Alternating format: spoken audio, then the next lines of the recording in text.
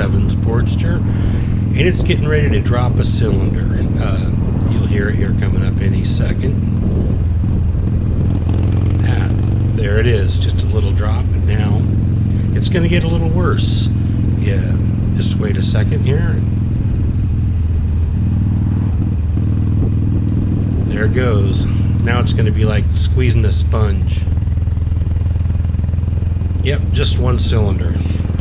So we're losing power pretty significantly right here. We're going from 1200 cc's to 600.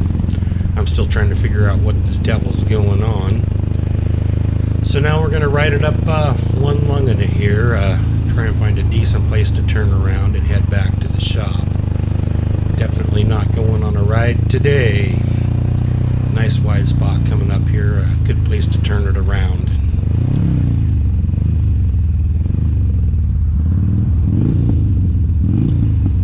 Definitely try and keep it running, you don't want to stall.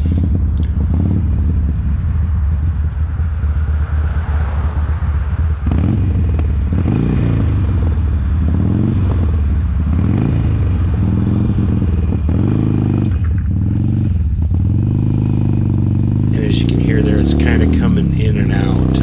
It'll work for a little bit and then it doesn't. Just goes dead.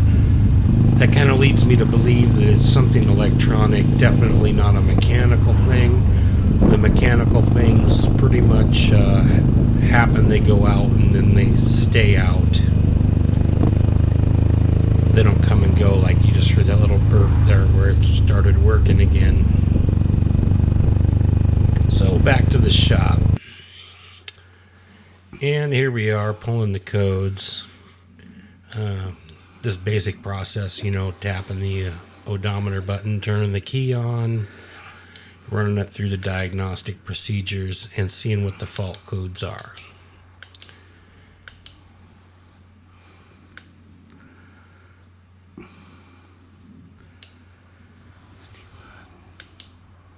And it looks like we got a 261 or 263. Basically the codes are for injector number 1 open, injector number 1 high, injector number 2 open, and then some other like a relay code that we're going to ignore for just a moment because obviously it's running on one cylinder, so the front cylinder is dropping because the back one was nice and hot when we got home. Just clear the codes here so we have a clear starting point when we move to other things. Take a look at these injectors. There they are, the light's shining on them. It's kind of hard to hold the light and the phone and look at what you're doing, but you'll get a better view here in a second. They have a little blue plastic ring on them. There's one injector for each cylinder back there behind that bracket with the bolt on it. Definitely not the easiest place to get to with the fuel tank on, but luckily on these Sportsters, the fuel tank comes off pretty easy.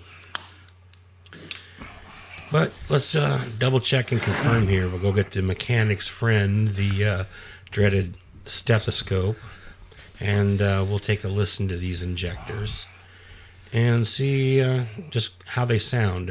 If you've never listened to them before, you're just basically running the engine and listening to the injectors. You're going to try and hear a sound like almost like a sewing machine running, a tick, tick, tick, tick, tick. You should hear it nice and plain through the stethoscope on each injector. Let's fire this up and definitely one cylinder only running.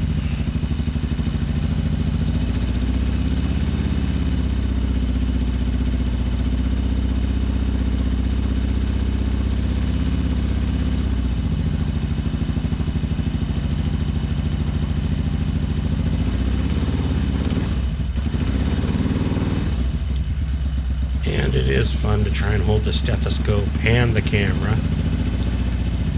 Fun and exciting, but the end result is the front injector don't work. So here we are hooked up to the power supply for the front injector. Actually, it's the ground circuit, but we're looking for key on power when we turn the key on, and bingo, there it is. So we know the injector itself is passing current and the supply current's good. So we move over to the lab scope here. Injector number 1's the yellow line. Injector number 2's the blue line. You just saw the scope move when we hit the power. Now we can clearly see on the scope we have a good injector pattern on cylinder number 2. And cylinder number 1 looks like a flat line. I gotta adjust something here. And yeah, let's we can probably widen that scope pattern a little bit too. I think we're at 20 milliseconds right now, and I think we're going to move it up to 50. Try and make that a little wider right there. And we're looking on it at about 5 volts per division, so the pattern's not huge across the scope screen.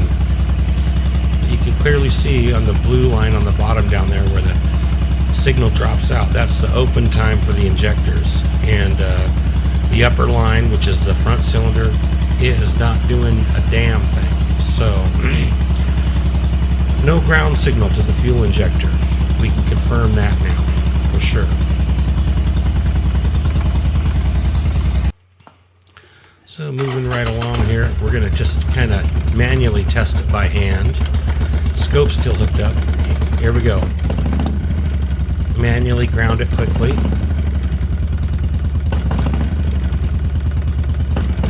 And you hear the motor kick up.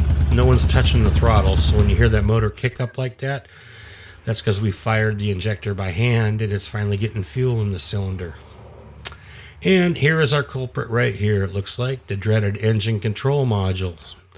Time for a new one.